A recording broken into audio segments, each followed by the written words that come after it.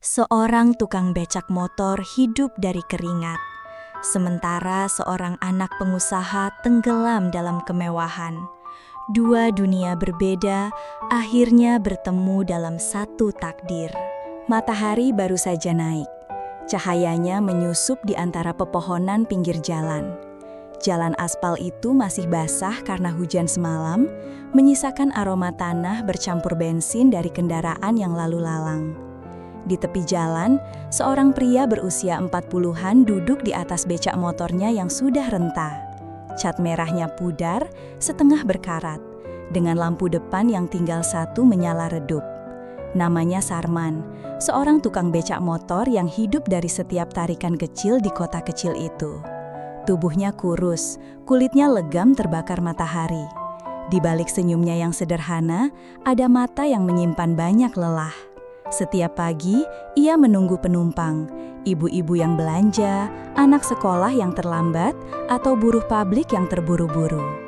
Namun hari ini, jalanan terasa lebih lengang. Sarman menghela napas panjang, tangannya menggenggam setir becak motor yang getarnya seperti ikut merasakan kegelisahan tuanya. Tak jauh dari sana, sebuah mobil SUV hitam berkilau melintas pelan. Kaca jendelanya tertutup rapat, pendingin udaranya mengalirkan kesejukan ke dalam. Di kursi belakang, seorang remaja laki-laki berusia 16 tahun sedang asyik menatap ponselnya. Namanya Arga, anak pemilik supermarket terbesar di kota itu. Wajahnya bersih, rambutnya rapi dengan parfum mahal yang menempel di seragam sekolahnya. Hidupnya serba mudah, apapun bisa ia dapatkan hanya dengan sekali bicara kepada ayahnya. Saat lampu merah menyala, mobil Arga berhenti tepat di samping becak motor Sarman. Sejenak, dua dunia itu bertemu dalam satu garis pandang. Arga tanpa sadar menoleh, matanya tertumbuk pada Sarman yang sedang menunduk, mengelap keringat dengan kain lusuh. Dari balik kaca mobil yang gelap, Arga melihat sekilas kehidupan lain yang begitu jauh dari dirinya. Bagi Sarman, mobil itu seperti istana berjalan. Bayangan dirinya memantul samar di kaca mobil hitam itu, membuatnya bertanya-tanya bagaimana rasanya hidup tanpa harus khawatir besok makan apa. Sedangkan bagi Arga, tukang beca itu hanya seperti bayangan samar dari kehidupan yang tidak pernah ia rasakan. Kehidupan yang keras, melelahkan dan penuh perjuangan. Lampu hijau menyala, mobil SUV melaju kencang meninggalkan debu. Sementara becak motor Sarman tetap bergeming, menunggu penumpang yang tak kunjung datang. Dua kehidupan berjalan beriringan di jalan yang sama, tapi tak pernah benar-benar bersentuhan, setidaknya untuk saat ini. Hari itu, setelah berjam-jam menunggu di pangkalan, akhirnya seorang ibu muda datang menghampiri Sarman. Tangannya penuh dengan kantong belanja dari pasar, wajahnya kusut, terlihat tergesa. "Pak, bisa antar saya ke rumah?" katanya dengan suara lelah. Sarman tersenyum meski giginya sudah banyak yang ompong. "Bisa Bu, mari naik."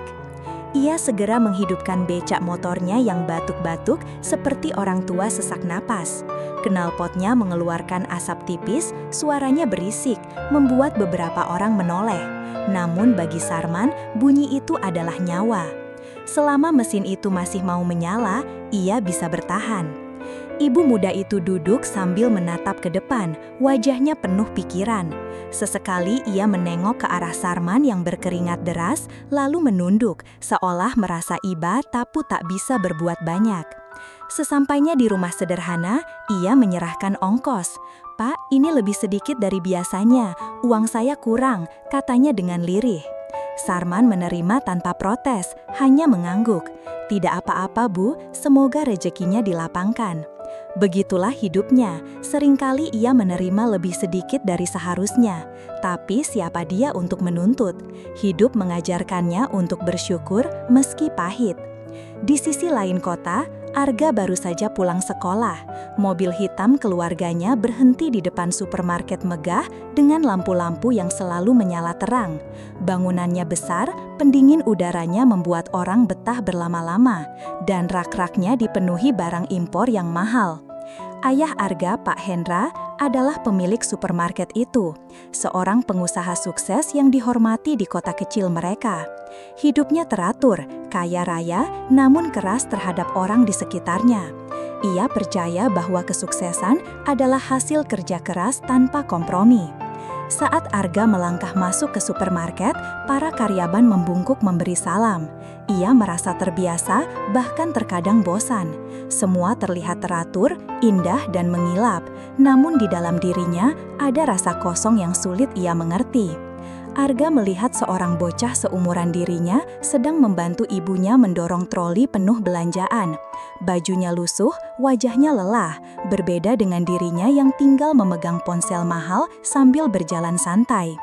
Ada perasaan aneh menyelinap, seperti ia sedang melihat sisi lain kehidupan yang selama ini hanya ia lewati sekilas dari balik kaca mobil.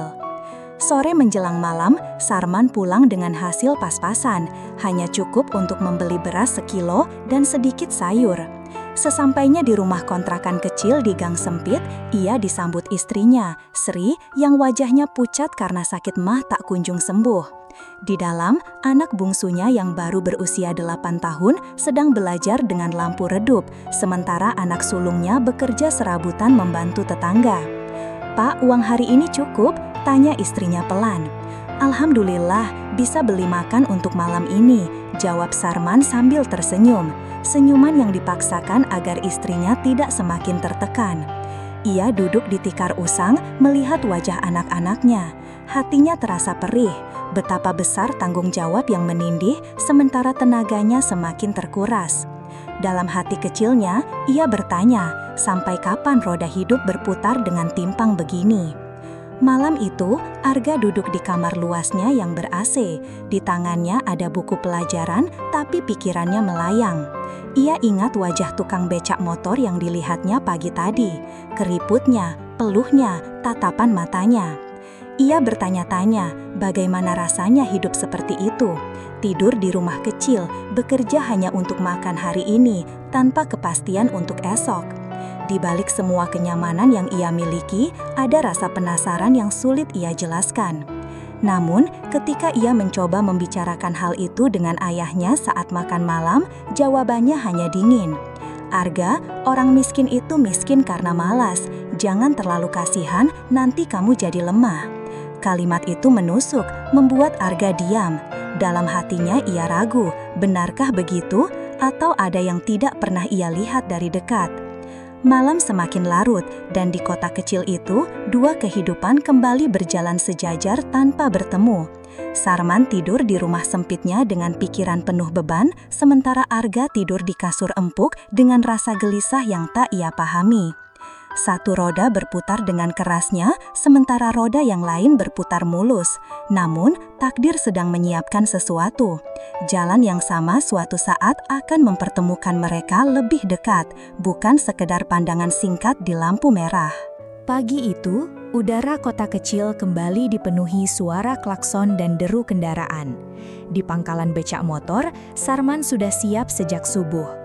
Ia membersihkan becaknya dengan kain lap basah meski karat sudah terlalu tebal untuk dihapus. Hari ini, rasa cemas lebih berat dari biasanya. Istrinya, Sri, semalam hampir pingsan karena mah kambuh. Sarman tahu, seharusnya istrinya diperiksa ke dokter, tapi uang di kantong bahkan belum cukup untuk bayar ongkos sekolah anak. Ia hanya bisa menatap wajah lemah Sri dengan doa yang lirih. Saat sedang melamun, seorang bapak paruh baya menghampirinya. "Man, bisa antar saya ke rumah sakit?" Tanpa pikir panjang, Sarman mengangguk. Becaknya kembali batuk-batuk saat mesin dinyalakan, tapi tetap melaju perlahan di jalan kota. Di perjalanan, matanya menatap rumah-rumah besar dengan pagar tinggi. Beberapa di antaranya punya mobil mewah terparkir rapi, sementara taman di depannya terawat indah. Hatinya tercekat. Ia membayangkan bagaimana rasanya kalau Sri bisa tinggal di rumah seperti itu. Tak perlu khawatir sakit atau lapar. Namun, ia tahu jarak itu terlalu jauh untuk dijangkau. Di sekolah, Arga duduk termenung di kelas. Papan tulis di depan penuh coretan matematika, tapi pikirannya tidak di sana.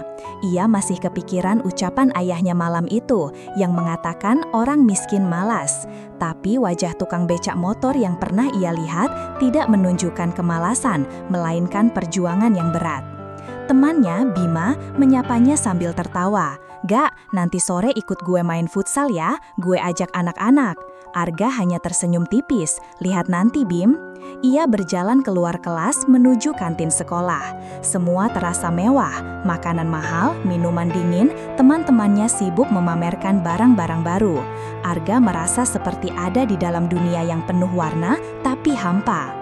Saat ia pulang sekolah dengan mobil keluarganya, pandangannya kembali bertemu dengan Sarman yang sedang mengayuh becak motor pelan. Kali ini lebih jelas, Arga melihat wajah kusut, tangan penuh urat menonjol, dan tatapan mata yang dalam.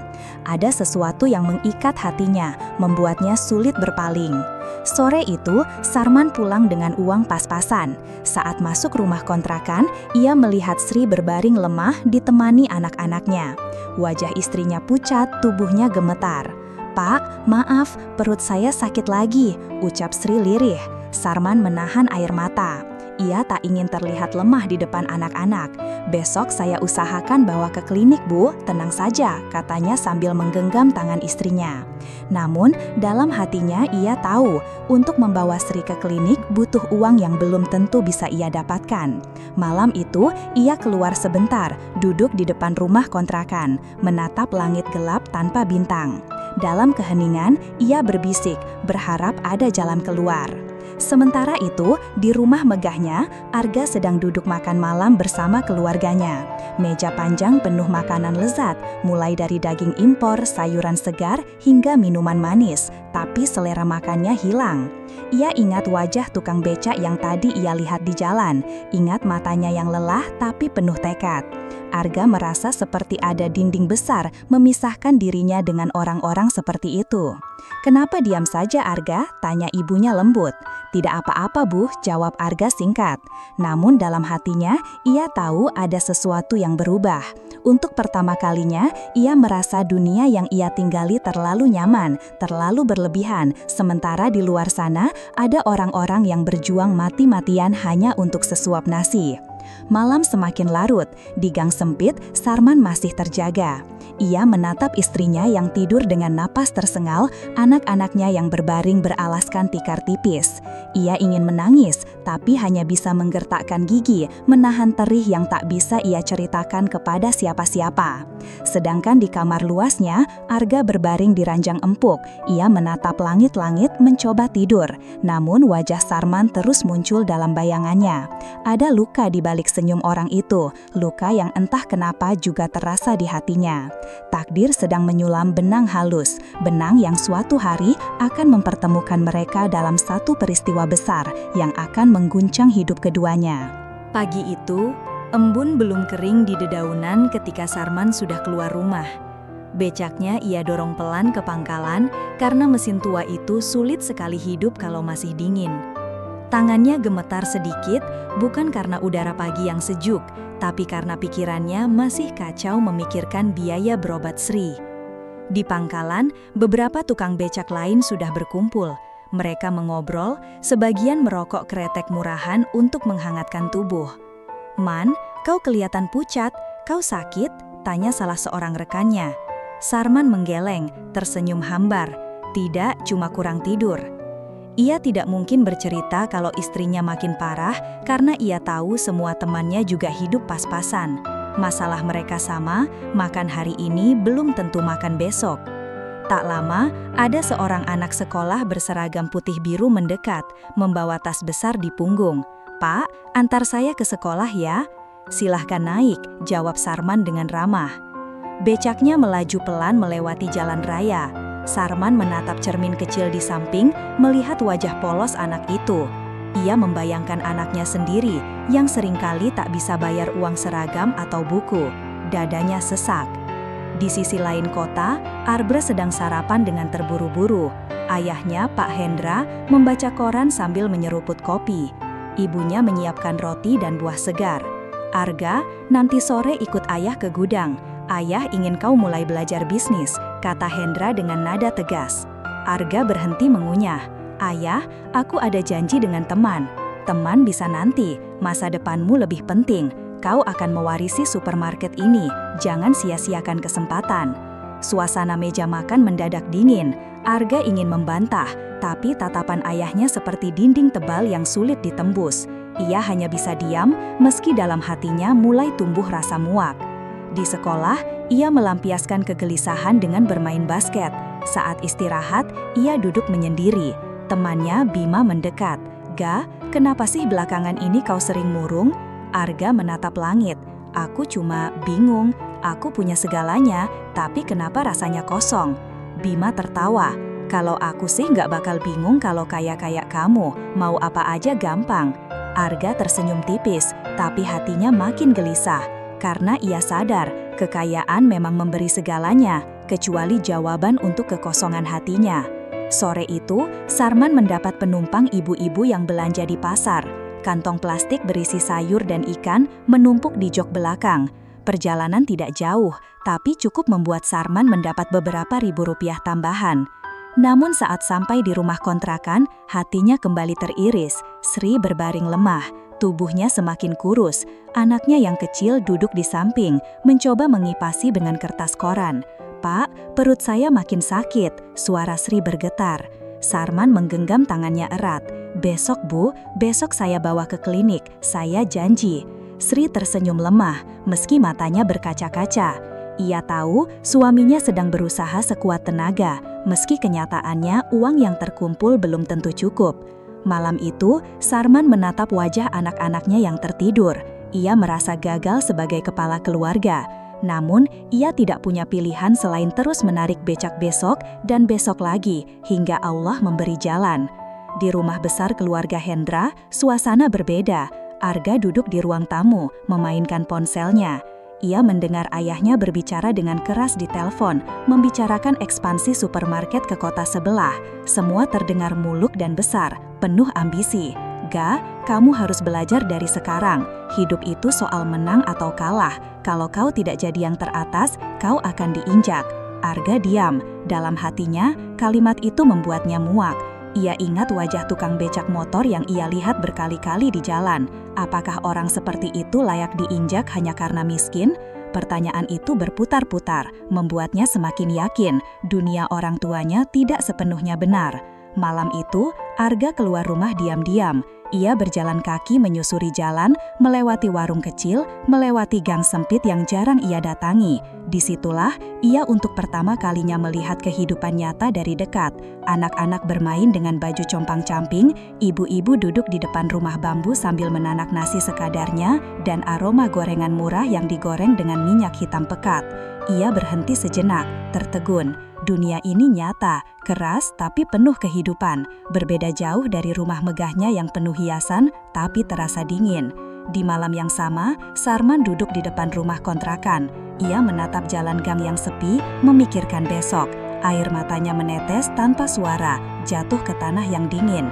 Dalam hati ia berbisik, "Ya Allah, berikan saya kekuatan. Saya tidak minta kaya, hanya cukup untuk mengobati istri saya dan menyekolahkan anak-anak." Tanpa ia sadari, Arga berjalan melewati gang itu. Dari kejauhan, ia melihat sosok Sarman yang sedang duduk menunduk. Hatinya bergetar. Ia mengenali wajah itu, wajah yang pernah ia lihat di jalan dari balik kaca.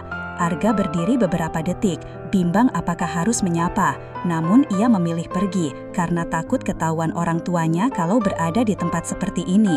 Tapi dalam hatinya ia tahu, suatu hari ia harus bicara dengan orang itu. Dua hati, dua dunia, mulai ditarik semakin dekat oleh takdir. Satu dalam kepasrahan, satu dalam pemberontakan. Pagi itu, suara batuk Sri terdengar keras di dalam rumah kontrakan. Tubuhnya kurus, wajahnya pucat. Sarman bergegas menyiapkan air hangat, sementara anak-anak berdiri di pintu dengan wajah panik. "Pak, saya tidak kuat lagi," suara Sri nyaris tak terdengar. "Bertahanlah, Bu, saya akan cari uang hari ini juga, cukup untuk ke klinik," jawab Sarman, meski dadanya terasa ditusuk rasa bersalah. Ia tahu ongkos ke klinik saja sudah mahal, belum termasuk biaya obat. Tapi ia tidak bisa lagi menunda. Hari ini ia harus bekerja lebih keras dari biasanya, meski becaknya sudah nyaris mati. Sarman keluar dengan langkah gontai. Di pangkalan, ia menghela nafas panjang, menepuk-nepuk setir becaknya.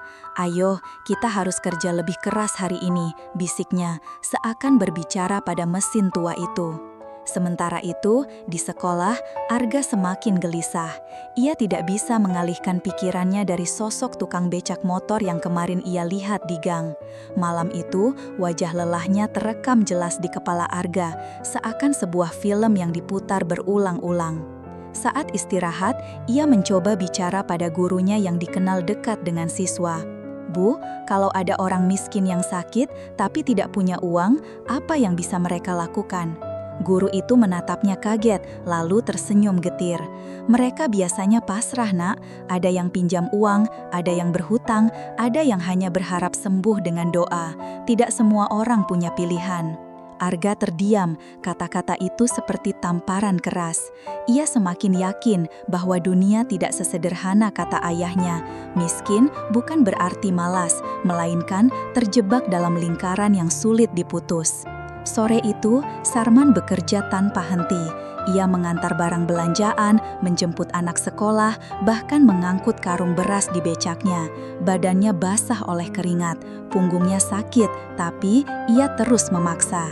Ketika matahari hampir tenggelam, ia menghitung uang yang terkumpul.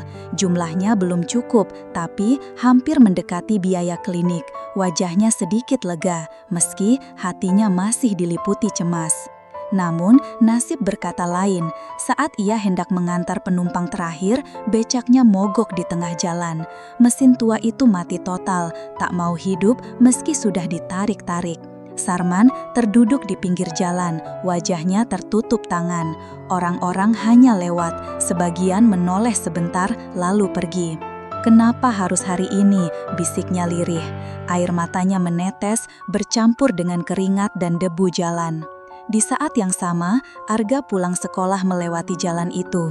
Dari dalam mobil, ia melihat lagi sosok tukang becak motor yang sama, Sarman, kali ini terduduk di aspal dengan becaknya yang rusak. Arga mengetuk kaca mobil. "Pak supir, berhenti sebentar."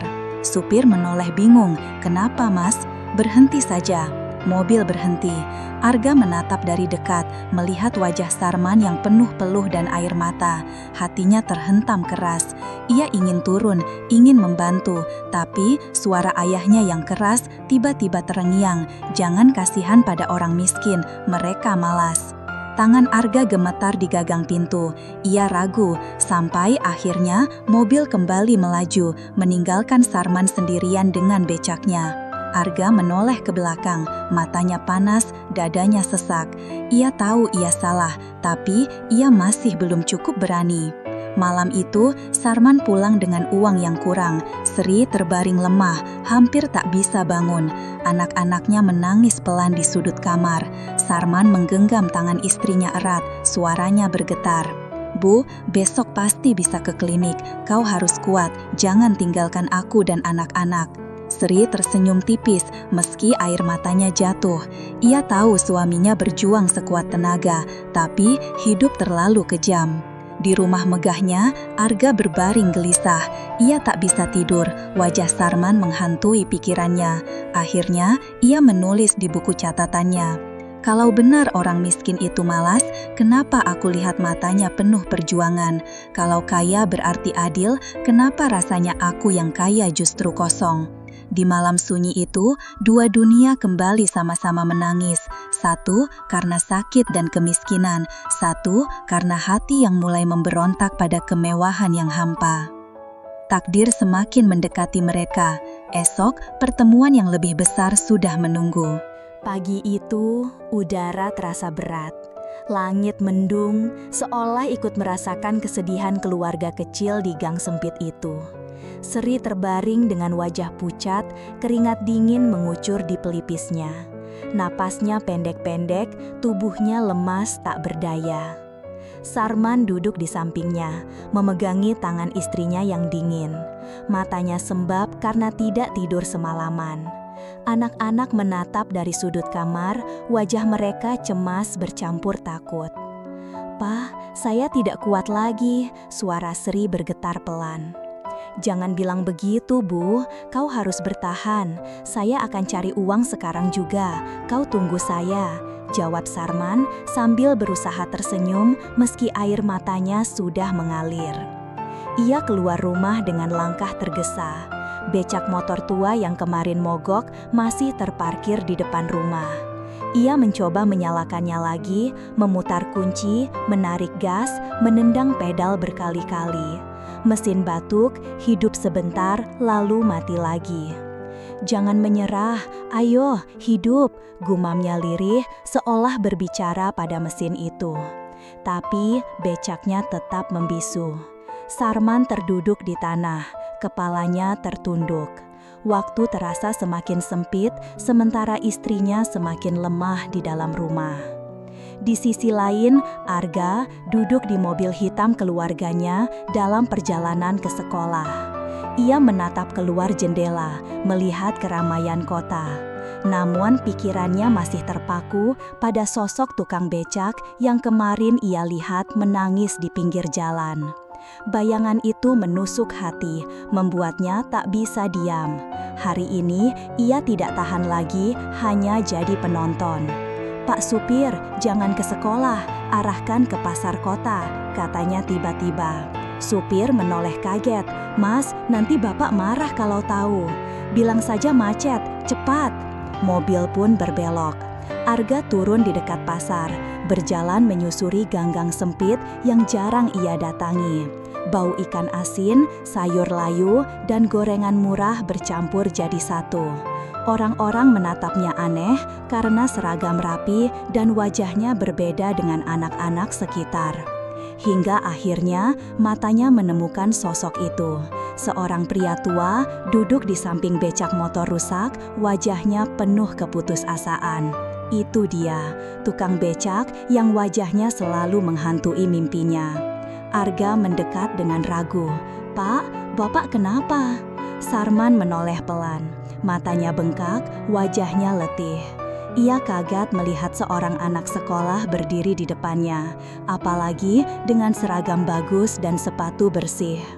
"Tidak apa-apa, Nak, becak saya rusak, tapi Bapak bisa perbaiki sendiri." Sarman mencoba tersenyum menutupi luka hatinya. Arga terdiam. Ia ingin berkata lebih, ingin membantu, tapi lidahnya keluh. Ia hanya mengeluarkan dompetnya, mengambil beberapa lembar uang, lalu menyodorkannya. "Pak, tolong terima ini." Sarman tertegun. Ia menatap uang itu lama sekali. Tangannya gemetar. "Nak, Bapak tidak bisa terima. Kau masih sekolah. Uangmu lebih berguna untukmu." "Tidak, Pak. Bapak lebih butuh dari saya." Suara Arga bergetar. Matanya memohon. Hening sejenak. Lalu air mata Sarman jatuh, menetes di tanah. Ia akhirnya menerima uang itu dengan tangan gemetar. "Terima kasih, Nak. Semoga Allah membalasmu." Waktu terasa berjalan cepat. Dengan uang itu, Sarman segera memanggil tukang ojek untuk mengantarnya ke klinik bersama istrinya. Sri ditopang masuk, tubuhnya nyaris tidak berdaya. Anak-anak ikut menangis di belakang, memegangi tas lusuh berisi pakaian dan dokumen. Di ruang tunggu klinik sederhana itu, Sarman duduk memeluk anak bungsunya. Matanya terus menatap pintu ruang periksa yang tertutup. Degup jantungnya berpacu dengan waktu. Dokter akhirnya keluar, wajahnya serius. "Pak, istri Bapak harus dirawat. Kondisinya sudah parah. Kalau tidak segera ditangani, bisa berbahaya." Sarman mengangguk, meski dalam hatinya gemetar. "Berapa, Dok, biayanya?" "Untuk awal perawatan sekitar 1 juta. Kata-kata itu seperti palu godam menghantam kepala Sarman. 1 juta, jumlah yang bahkan ia tak sanggup bayangkan. Tangannya lemas, kepalanya tertunduk. Di waktu yang sama, Arga duduk di kantin sekolah sendirian. Ia tidak bisa fokus. Wajah tukang becak motor itu masih melekat jelas. Ia tahu uang yang ia berikan tidak seberapa, tapi setidaknya ia sudah melakukan sesuatu. Namun hatinya gelisah. Ia ingin tahu lebih banyak, ingin benar-benar mengerti kehidupan orang itu. Entah kenapa, ada sesuatu yang menariknya, seakan takdir sedang mengikat benang halus antara mereka. Saat bel pulang berbunyi, Arga tidak langsung pulang. Ia meminta supir mengantarnya melewati gang sempit tempat ia tadi bertemu Sarman. Tapi kali ini, becak motor itu sudah tidak ada. Yang tersisa hanyalah bayangan samar di pikirannya. Seorang pria sederhana yang berjuang mati-matian untuk keluarga. Malam itu, di rumah kontrakan, Sarman menatap istrinya yang kini berbaring di ranjang klinik. Tubuhnya lemas, tapi wajahnya tenang. Anak-anak tidur di kursi plastik, kelelahan setelah seharian menangis.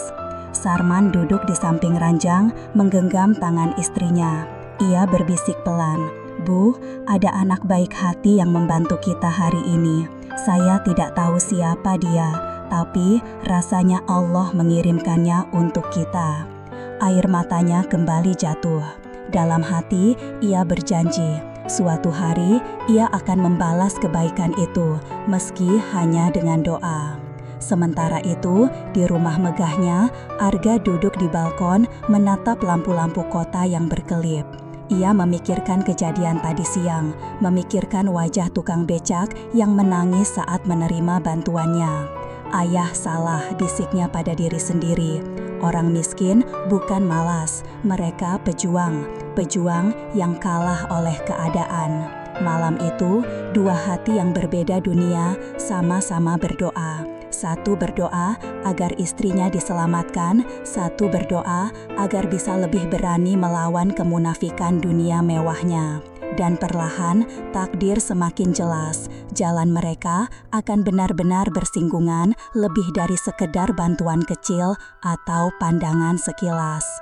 Malam itu, udara terasa semakin dingin. Di ruang perawatan kecil klinik, suara mesin oksigen berdengung pelan, bercampur dengan isak tertahan anak-anak yang bergantian menatap ibunya. Sri terbaring pucat, wajahnya tenang seakan sedang tidur, namun napasnya tersengal. Sarman duduk di samping ranjang, menggenggam tangan istrinya erat-erat. Di matanya ada campuran cinta, ketakutan, dan keputusasaan. Ia berulang kali menunduk, mencium punggung tangan Sri, sambil berbisik pelan, "Bertahanlah, Bu, jangan tinggalkan saya." Uang yang dimilikinya habis hanya untuk biaya masuk awal. Dokter sudah menjelaskan bahwa obat dan perawatan lanjutan masih butuh banyak biaya. Dan besok, kalau tidak ada uang tambahan, perawatan bisa terhenti. Kata-kata itu seperti pisau yang menancap dalam. Anak bungsunya mendekat, dengan suara lirih bertanya, "Pak, Bu bisa sembuh kan?" Sarman menelan ludah, tersenyum paksa. "Bisa, Nak. Ibu kuat. Kau harus percaya." Namun begitu anak itu berpaling, air matanya pecah. Di rumah megahnya, Arga duduk termenung di kamar luas yang penuh poster dan buku. Tapi tak satu pun membuatnya tenang. Ia masih mengingat jelas wajah Sarman siang tadi, bagaimana pria itu menerima uang dengan mata penuh air.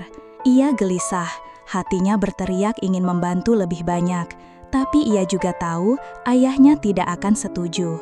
Pak Hendra terlalu keras, terlalu percaya bahwa orang miskin harus berjuang sendiri. Arga mencoba menulis pesan di ponselnya kepada ayahnya. "Ayah, aku ingin membantu orang miskin yang sakit di klinik." Namun, sebelum sempat terkirim, ia menghapusnya. Ia tahu jawabannya hanya akan membuatnya semakin marah. Malam itu, ia keluar kamar, duduk di balkon, menatap lampu-lampu kota. Dalam hatinya, ia berjanji, besok ia akan kembali mencari Sarman. Ia harus melakukan sesuatu yang lebih besar, meski harus berhadapan dengan ayahnya sendiri. Pagi menjelang, di klinik, Sri sempat membuka mata, menatap Sarman dengan senyum lemah. "Pak, jangan salahkan diri sendiri. kau sudah berjuang sekuat tenaga." "Jangan bicara begitu, Bu. Kau pasti sembuh. Kita masih harus melihat anak-anak tumbuh besar," jawab Sarman, suaranya serak. Namun, sesaat kemudian tubuh Sri melemah lagi. Dokter masuk, memeriksa, lalu berkata serius, "Pak, kondisi istri Bapak kritis. Kalau tidak ada tindakan lebih lanjut, saya tidak bisa menjamin." Sarman jatuh terduduk, tangannya menutup wajah. Anak-anak menangis keras, memeluk kaki ayahnya. Dunia seakan runtuh di hadapan mereka. Di saat yang sama, Arga diam-diam meminta supir membawanya ke klinik kecil di pinggir kota. Ia tidak tahu pasti, tapi hatinya seperti ditarik untuk ke sana. Begitu masuk ke ruang tunggu, ia tertegun. Di ujung ruangan, ia melihat Sarman duduk di lantai, memeluk anak-anaknya yang menangis. Wajahnya penuh putus asa. Arga melangkah mendekat. "Pak." Sarman menoleh, kaget. "Nak, kamu?" Arga berjongkok di depannya, matanya basah. "Pak, biarkan saya bantu. Tolong jangan tolak." Sarman terpaku, bibirnya bergetar. "Nak, ini terlalu besar. Kau masih muda. Uangmu lebih berguna untuk hidupmu sendiri." Arga menggeleng kuat. "Tidak, Pak. Hidup saya terlalu muda. Bapak yang berjuang mati-matian. Biarkan saya lakukan sesuatu."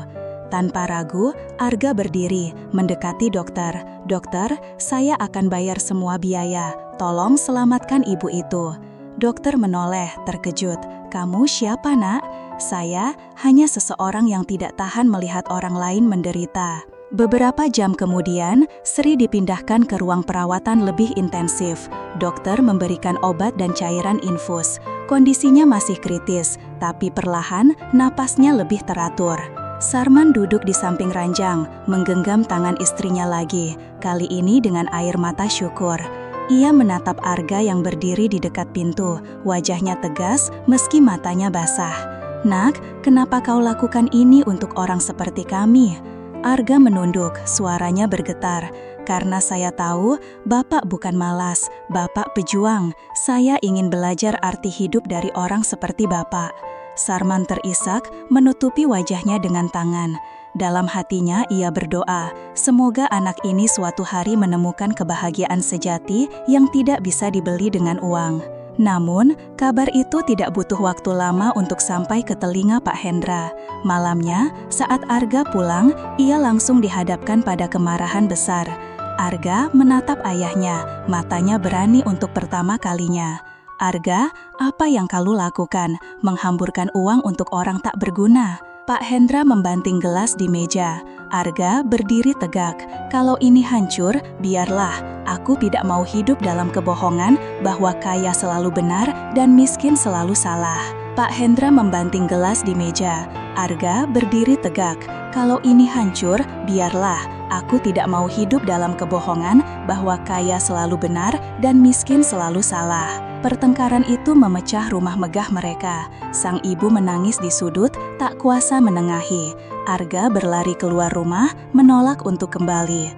Malam itu, Arga kembali ke klinik. Sarman yang masih berjaga di samping Sri menatapnya dengan bingung. "Nak, kenapa kau kembali?" Arga duduk di kursi plastik, wajahnya lelah tapi tegas. "Karena saya merasa rumah saya bukan lagi rumah. Lebih baik saya di sini, bersama orang yang tahu arti perjuangan." Sarman menatap anak muda itu lama sekali. Lalu, ia meraih bahunya, menepuknya pelan. "Nak, mungkin kita dari dunia yang berbeda, tapi malam ini kita sama-sama manusia. Dan manusia hanya bisa bertahan kalau saling menolong." Air mata Arga jatuh. Untuk pertama kalinya, ia merasa benar-benar hidup. Dan di ruang kecil klinik itu, dua dunia yang selama ini terpisah akhirnya benar-benar bertemu. Tukang becak motor yang miskin dan anak pemilik supermarket yang kaya. Dipertemukan bukan oleh uang, bukan oleh status, tapi oleh rasa kemanusiaan yang sama. Takut kehilangan orang yang dicintai dan ingin melihat hidup orang lain tetap menyala. Takdir telah mempertemukan mereka, dan sejak malam itu, roda kehidupan mereka tak pernah sama lagi.